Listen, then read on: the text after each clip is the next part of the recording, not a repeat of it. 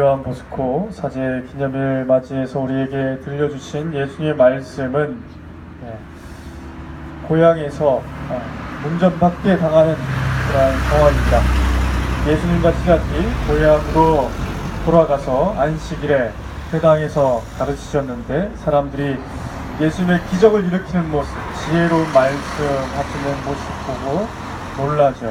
왜냐하면 예수님의 신분이 우리가 함께 살고 있는 목수의 아들이고 야고보, 유다, 시몬, 우리가 함께 지내던 마을 사람들, 다 알고 있던 사람들이었기 때문이죠. 그러자 예수님께서는 이렇게 말씀하십니다. 예언자는 어디에서나 존경받지만 고향과 친척과 집안에서만은 존경받지 못한다. 우리가 어떤 사람에 대해서 강원민 선생님에 대해서 잘 알고 있다라고 생각하는 분이 계실 것 같아요. 하지만 우리가 보고 있는 그 단면만을 보고 있고 그 현상만을 보고 있습니다. 오히려 그러한 현상들, 가지고 있는 선입견, 편견들이 우리의 눈을 가로막고 제대로 평가하거나 판단하고 하지 못하고 참다운 모습을 잃어버리게 되는 결과를 낳기도 하죠. 지난해 2017년은 종교개혁, 개신교 교회사에서 그리스도 교회에서 아주 중요한 종교개혁 500주년을 맞이했던 해입니다. 1517년 10월 31일 독일의 한 젊은 사제 마르틴 루터 비텐베르크 대학교의 교회 정문에 95개조 반박문을 붙여서 유럽 전역에 아주 혁신적인 바람을 일으킨 중대한 사건입니다. 이 사건은 비단 마르틴 루터가 가톨릭 교회에 대해서 비판한 95개조 반박문 뿐만 아니라 가톨릭 교회 전체, 유럽 사회 전체에 던지는 부조리와 부패, 구조와 권력에 대항하는 하나의 엄청난 저항 사건으로 이제 가톨릭 교회에서도 잘 받아들이고 있습니다. 그리스도의 핵심 정신은 과연 무엇일까? 이러한 주제를 가지고 개신교단에서는 작년 한 해, 올해까지도 계속해서 종교개혁 500주년 맞이해서 그리스도교의 본래 정신으로 되돌아가려는 움직임들, 행사들, 프로그램들, 지금까지도 계속해서 올 2월 2일에도 아마 계속 행사를 진행하고 있습니다. 가만히 우리 가톨릭 그리스도교를 따르는 신자분들도 함께 모여있는데요. 예수님의 진정한 가르침이 무엇일까 한번 생각해보면 다양한 대답들이 나올 것 같습니다. 예수님의 사랑과 자비, 평화, 인류 구원을 위한 예수 그리스도의 십자가, 죽음과 부활, 여러 많은 교리와 정신들이 즐비합니다. 그 가운데서도 지금 현대교회, 중세교회뿐만 아니라 현대교회에서 가장 쉽게 놓치고 있고 간과하고 있는 정신이 바로 저항정신이라고 생각됩니다. 그리스도교의 탄생은 본질적으로 저항정신에서 시작했다라고 보는 것이 맞겠습니다. 고대 히브리인들은 이집트 제국의 노예였지만 자신들의 자유와 해방을 위해서 이집트를 탈출하는 탈출기를 체험하죠. 그리고 가나안 땅에 들어가서도 가나안 땅에 원래 있던 이주민들 그리고 가나안 땅으로 들어간 많은 이스라엘 백성들도 함께 그 이주민들과 함께 신정국가를 형성하고자 동맹을 체결합니다. 그리고 구약의 수많은 예언자들 또한 관료화되어 있던 정치, 사회, 종교에 대한 저항 정신을 통해서 하나님의 올바른 길로 이끌어가고 있습니다. 예수님의 탄생 우리가 잘 알고 있듯이 왕궁이나 황실에 넓고 근사한 궁궐이 아니라 사람도 있을 수 없는 마구간에서 태어나셨습니다.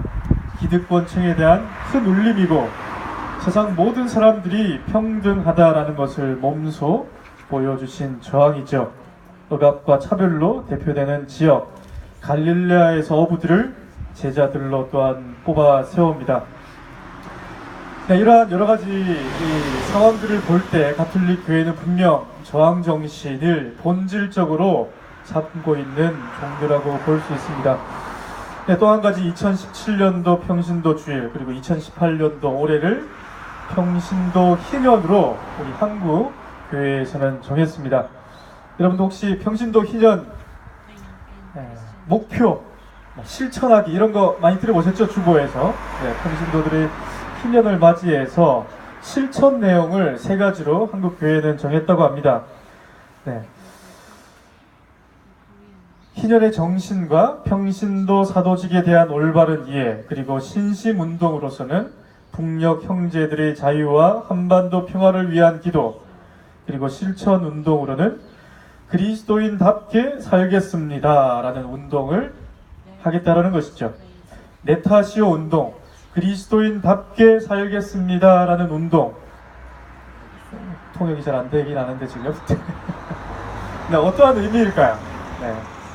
개인 신심, 도덕, 윤리적인 의무사항이라는 운동으로만 제한적으로 접근하고 있는 한국 그리스도교의 평신도 주교회의 입장을 볼 수 있는 것이죠.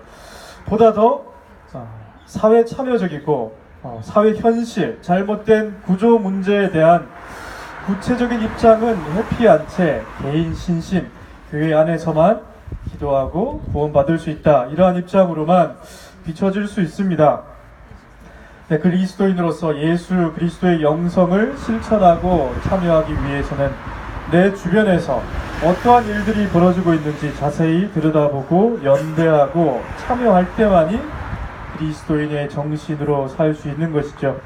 성주, 소성리, 사드배치 지역의 주민들, 제주, 강정, 해군기지가 들어와서 앞으로 어떠한 운동, 어떠한 입장을 펼쳐나가야 될지 함께 연대해야 되는 우리 강정마을의 주민분들, 제주 도민분들, 제2 공군이 들어설 그 주변의 마을 주민분들, 이러한 주민분들 함께 연대하고 참여하고 저항해 나가는 것이 오늘날 한반도에서 일어나는 여러가지 그리스도인들의 구체적인 실천이라고 볼 수 있습니다.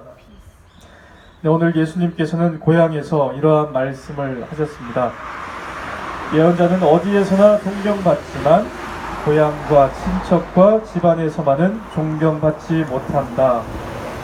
우리의 왜곡된 편견과 고정관념으로 세상을 바라보지 않기 위해서는 그리스도의 본질이 무엇인지 더욱 충실히 들여다보아야겠습니다. 그리스도의 본질 중에 하나인 저항정신을 잘 들여다보고 실천해 나갈 때 제주 강정마을, 성주 소성리, 한반도와 중동에서 벌어지고 있는 분쟁 지역에 대해서 함께 고민하고 연대할 수 있을 것이라 생각됩니다.